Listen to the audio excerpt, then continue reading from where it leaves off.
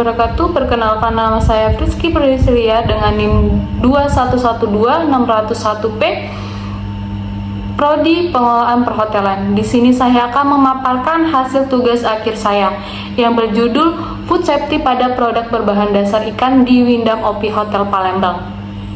Selanjutnya yaitu bab 1, pendahuluan latar belakang. Food safety dipakai sebagai kriteria untuk mengendalikan atau membatasi potensi bahaya yang dapat mencemari makanan selama pengiriman ketika mengenangani bahan makanan yang dapat menyebabkan keracunan makanan atau makanan terkontaminasi dan tidak aman untuk dikonsumsi manusia. Makanan dapat tercemar di setiap tahap rantai makanan, mulai dari peternakan hingga pakaian. Sumber pencemaran meliputi air, tanah, hewan, tumbuhan, udara, dan manusia. Oleh karena itu, pencegahan dan pengendalian harus dimulai dari penerimaan bahan makanan sampai disajikan. Selanjutnya, menurut Center of Food Safety 2008, 5 poin untuk menjaga keamanan pangan. Pertama, memilih makanan yang segar dan memeriksa tanggal kadaluarsanya. Kedua, menyimpan dan memisahkan bahkan makanan sesuai dengan jenisnya. Ketiga, membersihkan tangan, peralatan, dan area persiapan. Keempat, mengolah makanan dengan benar sesuai dengan jenis makanannya. Kelima, yaitu simpan bahan makanan pada suhu dan temperatur yang benar. Selanjutnya itu ada rumusan masalah. Yang pertama, bagaimana penerapan food safety pada produk berbahan dasar ikan di Windam OP Hotel Palembang, mulai dari penerimaan, penyimpanan, persiapan, dan penyajiannya. Yang kedua itu apa saja pengaruh terhadap penerapan food safety pada produk berbahan dasar ikan di Windam OP Hotel Palembang, mulai dari penerimaannya, penyimpanan, persiapan, dan penyajiannya. Selanjutnya itu ada tujuan. Yang pertama itu untuk mengetahui penerapan food safety pada produk berbahan dasar ikan mulai dari penerimaan, penyimpanan, persiapan, dan penyajiannya. Yang kedua itu untuk mengetahui atau tidaknya pengaruh food safety pada produk berbahan dasar ikan mulai dari penerimaan, penyimpanan, persiapan, dan penyajiannya. Selanjutnya itu ada manfaat. Yang pertama, mengembangkan kemampuan penulis dalam menerapkan ilmu yang diperoleh terkait dengan penerapan food safety pada produk berbahan dasar ikan di Windam OP Hotel Palembang. Yang kedua, memberikan informasi mengenai pengaruh food safety pada produk berbahan dasar ikan di Windam OP Hotel Palembang. Selanjutnya itu ada landasan teori. Yang pertama itu ada food safety. Menurut Undang-Undang Dasar Republik Indonesia Nomor 18 Tahun 2012 adalah keadaan dan usaha yang diperlukan untuk melindungi pangan dari kemungkinan pencemaran oleh bahan biologis, kimia, dan lainnya yang dapat mengganggu dan merusak keamanan manusia. Yang kedua itu ada dari Smith 2008 mendefinisikan keamanan pangan merupakan persyaratan dan upaya pelindungan mutu pangan untuk mencegah pencemaran penyakit bawaan pangan. Yang ketiga itu ada menurut Mensi Swanit al 2005, kontaminasi adalah makanan terkontaminasi dan tidak aman untuk dikonsumsi manusia. Makanan dapat tercemari di setiap tahap rantai makanan, mulai dari peternakan hingga pakaian. Sumber pencemaran meliputi air, tanah, hewan, tumbuhan, udara, bahkan manusia itu sendiri. Oleh karena itu, pencegahan dan pengendalian harus dimulai dari penerimaan hingga disajikan. Selanjutnya itu ada landasan teori.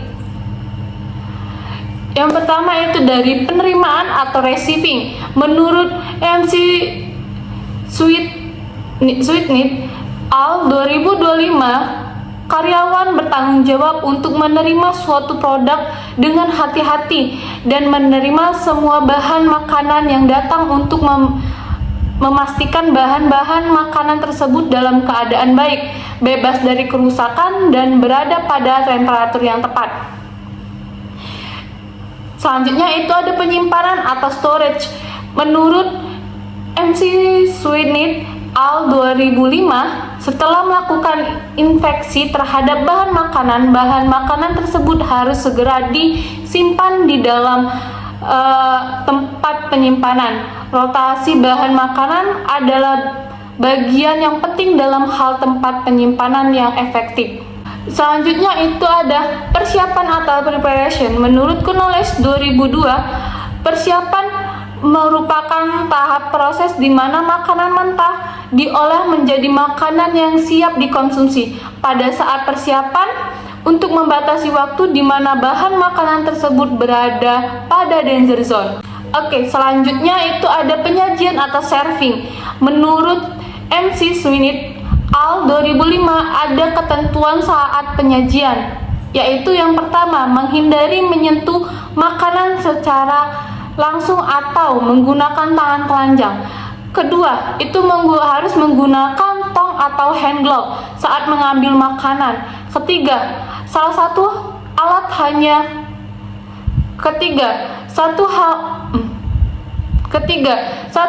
hanya digunakan untuk satu jenis makanan saja. Selanjutnya itu ada landasan teori dari ikan. Seafood merupakan sebuah sebutan. Selanjutnya itu ada landasan teori dari ikan. Seafood merupakan sebutan makanan yang berupa hewan atau tumbuhan laut. Salah satu jenis seafood adalah ikan. Menurut Bonion dan Skule 2004, ikan menurut tubuhnya dapat menjadi dua, yaitu ada flatfish dan roundfish. Ikan berlemak dan ikan tidak berlemak. Sekarang dapat diklasifikasikan sebagai ikan air tawar dan ikan air asin menurut kandungan lemaknya. Terus ada tanda-tanda ikan sehat dan segar, yaitu yang pertama, dagingnya padat bingkas jika ditekan tidak membekas. Yang kedua, itu ada insangnya masih merah dan segar. Yang ketiga, matanya bening dan menonjol keluar dan penuh. Yang keempat, sisiknya mengkilat dan tidak mudah lepas. Yang kelima, kondisi umum perut tidak kembung dan dagingnya tidak sobek. Yang keenam, baunya segar. Yang ketujuh, itu tidak berlendir, berlebihan atau kering. Selanjutnya, ini ada metode penelitian. Metode penelitian yang saya pakai yaitu kuantitatif dan kualitatif atau sering disebut dengan metode campur. Metode kualitatif di mana data tersebut diambil dari hasil observasi dan wawancara, kemudian menentukan variabel dan diukur untuk dilakukan analisis sesuai dengan prosedur dari statistika yang berlaku. Terus metode kualitatif di mana menggunakan kuesioner untuk mengumpulkan datanya. Sumber data yang saya dapatkan yaitu dari data primer dan data sekunder. Data primer adalah data yang belum tersedia saat peneliti melakukan penelitian, sehingga untuk menjawab masalah penelitian harus dikumpulkan atau dicari terlebih dahulu. Pada penelitian ini, penulis menggunakan kuesioner untuk mendapatkan data valid, serta daftar hasil observasi mulai dari tahap penerimaan hingga penyajian produk berbahan dasar ikan untuk berupa checklist. Sedangkan hasil wawancara sehingga tujuannya menjadi jelas bagi pihak responden. Selanjutnya itu ada data sekunder. Data sekunder adalah data yang sudah dikumpulkan untuk suatu tujuan pada penelitian lain yang sudah dilakukan sebelumnya, bukan semata-mata untuk penelitian yang saat ini dilakukan.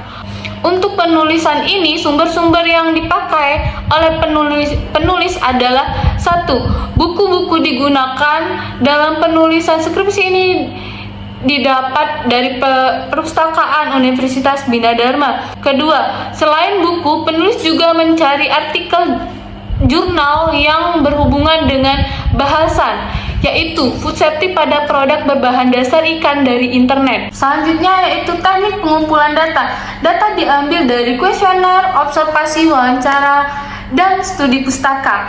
Instrumen yang digunakan untuk mengukur variabel dalam penelitian ini adalah menggunakan skala Goodman 2 poin, iya dan tidak. Memiliki skor iya 1, sedangkan tidak 0. Di sebelah itu ada tabel variabel, indikator, dan nomor itemnya. Yang pertama itu ada food safety. Food safety itu indikatornya penerimaan bahan, penyimpanan bahan, persiapan dan penyajian. Nomor itemnya penerimaan bahan X1, penyimpanan bahan X2, persiapan bahan itu X3, penyajian itu ada S4. Selanjutnya itu ada produk berbahan dasar ikan, indikatornya warna, tekstur, bentuk mata, dan aroma. Itemnya itu Y. Selanjutnya ada teknik analisis. Yang pertama itu ada uji validasi.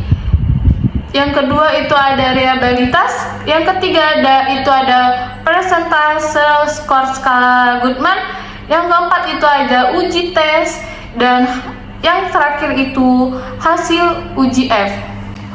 Uji validitas. Uji validitas di sini saya menggunakan yaitu rumus koefisien reprodusibilitas dan koefisien skalabilitas. Uji reliabilitas. Di sini saya menggunakan skala Goodman, menggunakan metode Quadrat-Richardson 21 atau sering disebut dengan KR21. Persentase skala Goodman. Jawaban iya bernilai 1 dan jawaban tidak bernilai 0. Selanjutnya itu ada uji t-test. Uji t-test yang saya gunakan menggunakan mikroskop Excel dengan two simple assuming equal variance. Selanjutnya itu ada uji F. Uji F ini saya menggunakan mikroskop Excel juga, untuk mengetahui penerapan penerimaan, penyimpanan, persiapan hingga penyajian itu X, dan terdapat food safety pada produk berbahan dasar ikan itu Y secara statik akan diuji hipotesisnya. Hasil dan pembahasan. Di sebelah saya ini ada tabel uji validasi dengan item X1, X2, X3, dan X4. X1 tadi kita namakan dengan penerimaan, X2 itu penyimpanan, X3 itu persiapan, dan S4 itu penyajian, dan Y itu adalah produk berbahan dasar ikan. Di sebelahnya itu ada hasil hitung KR dan KR standarnya. Berarti hasil hitung KR X1 itu bernilai 1, standarnya itu 0,9. Berarti lebih besarlah X1 daripada standar KR standarnya. X2-nya itu ada 0,92, sedangkan KR standarnya itu ada 0,9. Berarti lebih besar X2. Sedangkan X3-nya itu ada 0,91 dan KR standarnya itu ada 0,9. Berarti lebih besar KR X3. Selanjutnya itu ada S4, KR-nya bernilai 0,96, standarnya yaitu 0,9. Berarti lebih besar hasil hitung KR X4. Selanjutnya itu ada Y. Hasil hitung KR-nya 0,90 dan dan KR standarnya itu 0,9. Berarti untuk Y itu nilainya sama. Jika hasil KR lebih besar daripada standar KR, maka bisa dikatakan uji validasinya valid. Selanjutnya itu ada hasil KS. Hasil KS-nya itu ada 0,6, sedangkan KS standarnya 0,6, berarti sama. Sedangkan selanjutnya itu X2-nya itu ada 0,94 untuk hasil KS-nya, sedangkan standar KS-nya itu 0,6. Selanjutnya ada X3. X3-nya hasil hitung KS-nya itu ada 0,94, sedangkan standarnya 0,6. Selanjutnya itu ada X4. itu ada 0,8 dengan standarnya 0,6. Y hasil KS-nya itu 0,91 dan standarnya 0,6. Jadi, hasil kesimpulan dari uji validitas ini bahwa semua item dalam kuesioner penelitian ini adalah valid sehingga dapat digunakan sebagai instrumen penelitian. Selanjutnya itu ada hasil uji reliabilitas yang diperoleh dari nilai reliabilitas menggunakan KR21. Untuk sub X1, untuk sub variabel X1 sebesar 0,98, untuk sub variabel X2 sebesar 0,6, untuk X3 sebesar 0,7, untuk S4 itu min 0,29 dan nilai Y sebesar min 0,15. Dapat kita simpulkan bahwa semua item dalam kuesioner penelitian ini memiliki nilai reliabilitas tinggi dan sedang.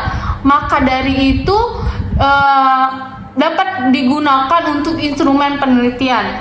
Selanjutnya itu ada persentase skor skala Goodman. Skala Goodman ini jika ia bernilai skor, jika menjawab tidak bernilai 0. Di sebelah itu ada tabel hasil perhitungan skala Goodman. Itemnya itu ada X1 penerimaan, X2 penyimpanan, X3 persiapan, X4 penyajian, dan Y-nya itu adalah produk berbahan dasar ikan.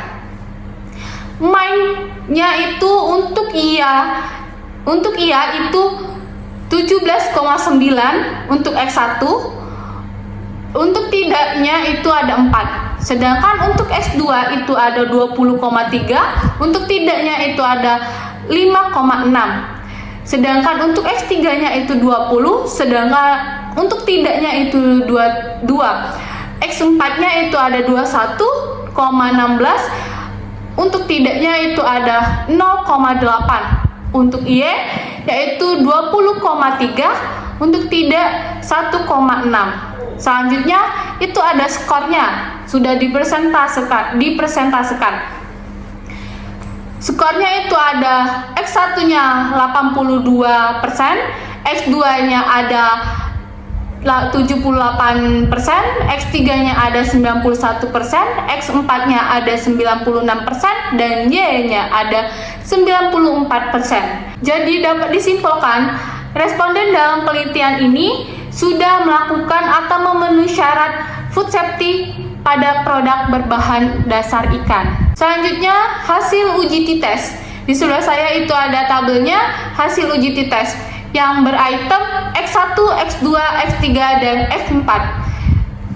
T hitung dan T tabel. T hitungnya X1 itu ada 5,212, T hitung tabel itu ada 2,86. Selanjutnya ada X2 itu T hitungnya ada 5,32, sedangkan T tabelnya ada 2120.